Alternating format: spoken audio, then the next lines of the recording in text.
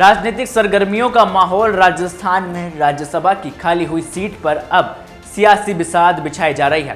कांग्रेस के महासचिव के.सी. वेणुगोपाल के केरल लोकसभा सांसद बनने के बाद से ही उनकी राज्यसभा सीट खाली हो गई थी, जिस पर 3 सितंबर को चुनाव होना है। इस महत्वपूर्ण चुनाव को लेकर राजनीतिक गलियारों में हलचल बढ़ गई है और बीजेपी की जीत लगभग तय मानी जा रही है। लेकिन सबसे बड़ा सवाल है कि कांग्रेस क्या इस सीट पर अपना कोई उम्मीदवार उतारेगी या नहीं। ये बड़ा सवाल फिलहाल राजस्थान के राजनीतिक के गलियारों में चर्चाओं का विषय बना हुआ है। राजनीति के जानकारों की माने तो बीजेपी इस सीट पर अपने पूर्व प्रदेशाध्यक्ष सतीश पूनिया या फिर राजेंद्र राठौड़ को उम्मीदवार बना सकती है। लोकसभा चुनाव में जाट समुदाय की नाराजगी के चलते बीजेपी को 3 लोकसभा सीट पर हार का सामना करना पड़ा था और अब पार्टी की रणनीति इस नाराजगी को दूर करने की है। इस रणनीति के तहत पार्टी सतीश पूनिया को राज्यसभा का उम्मीदवार बना सकती है।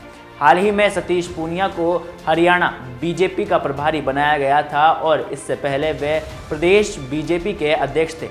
हालांकि विधानसभा चुनाव से पहले पार्टी में खींचतान का काम करने के लिए उन्हें आलाकमान ने उन्हें अध्यक्ष पद से हटा दिया था और इसके बाद उन्हें आमेर सीट से विधानसभा चुनाव भी लड़वाया था और उस पर सतीश पूनिया की हार हो गई थी।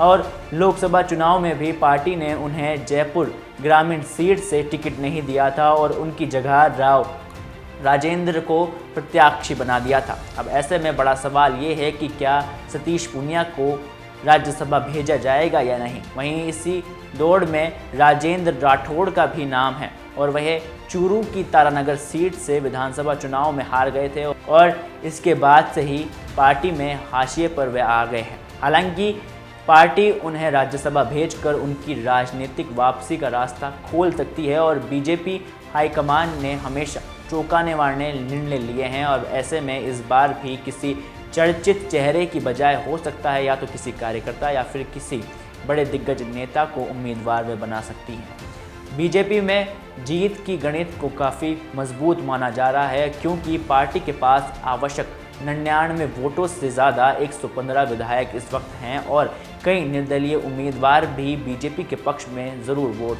कर सकते हैं। राजस्थान की राजनीति में अब सबकी निगाहें 3 सितंबर को होने वाले राज्यसभा के चुनाव पर टिकी हुई है, जहां बीजेपी की जीत प्रबल संभावनाओं की जताई जा रही है। हालात और संख्या बल को देखते हुए बीजेपी का पलड़ा भारी नजर आ रहा है क्योंकि पार्टी के पास आवश्यक 99 वोटों से कहीं ज़्यादा 115 विधायक हैं।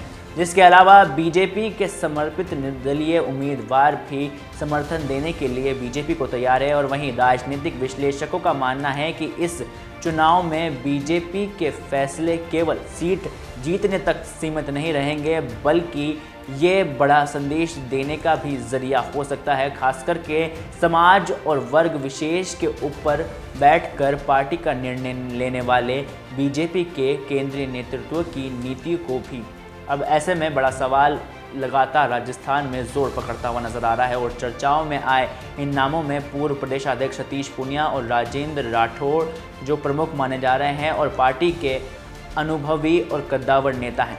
लेकिन बीजेपी का इतिहास बताता है कि पार्टी कभी भी अप्रत्याशित कदम उठाकर सबको चौंका देती है और ऐसे में सतीश पूनिया और राजेंद्र राठौड़ जैसे चेहरे के अलावा पार्टी किसी नए चेहरे को भी उतारी जा सकती है, खास करके जैसे वैश्य समुदाय से किसी कार्यकर्ता को वे उम्मीदवार बना सकती हैं।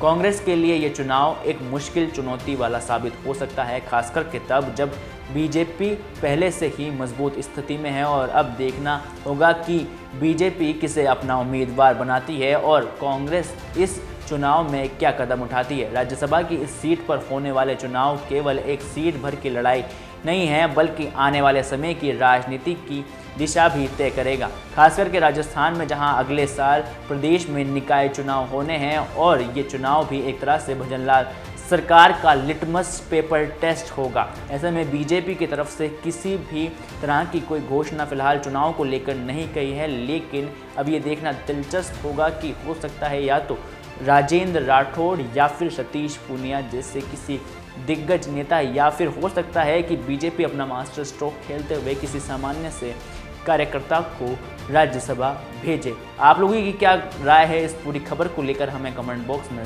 ज़रूर साझा करें। तब तक के लिए मुझे दीजिए इजाज़त और बने रहें द फैक्ट इंडिया के साथ।